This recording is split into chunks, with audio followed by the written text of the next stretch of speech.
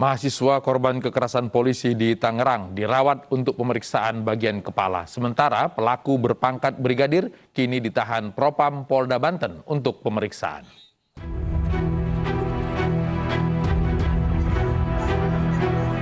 Ratusan mahasiswa dari Universitas Muhammadiyah Tangerang menggeruduk Mapolresta Tangerang.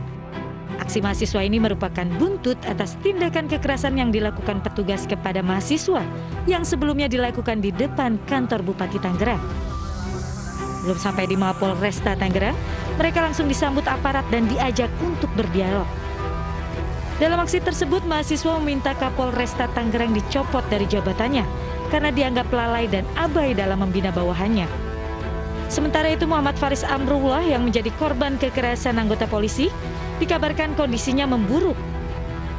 Kini dirinya dirawat di Rumah Sakit Ciputra Hospital Kabupaten Tangerang untuk menjalani medical check-up lanjutan.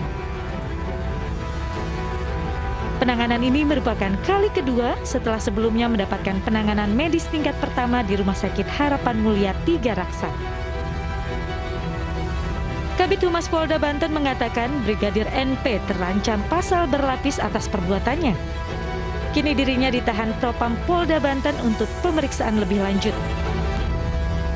Status saudara NP sejak hari ini dilakukan penahanan di ruang tahanan khusus adalah terduga pelanggar.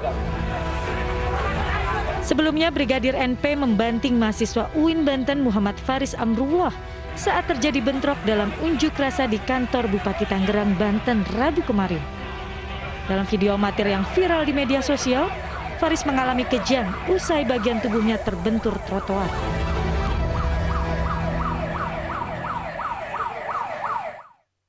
Tindakan represif anggota polisi kepada warga sipil kembali terulang. Anggota Polantas Polres Deli Serdang, Aibda Gonsalves, dinonaktifkan akibat menganiaya seorang pengendara motor.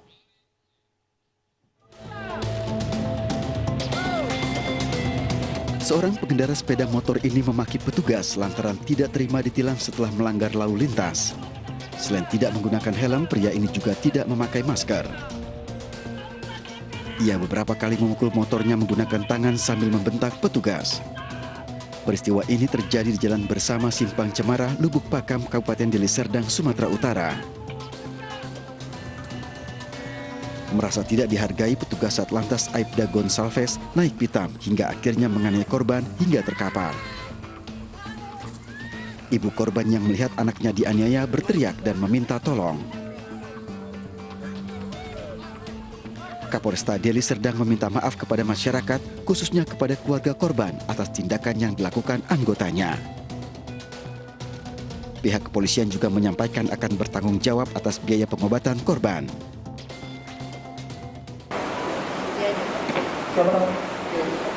Joni dari bapaknya atas nama pimpinan Polda Sumatera Utara, Bapak Kapolda, Kapolresta Deli Serdang mengucapkan permohonan maaf yang sebesar-besarnya kepada ibu dan keluarga. Korban dan orang tuanya pun telah berdamai dengan Aibda Gonsalves. Penonaktifan juga dialami anggota TNI yang membantu selebgram Rahel V-nya kabur dari karantina. Rahel pun meminta maaf kepada publik atas kelalaian yang dilakukannya.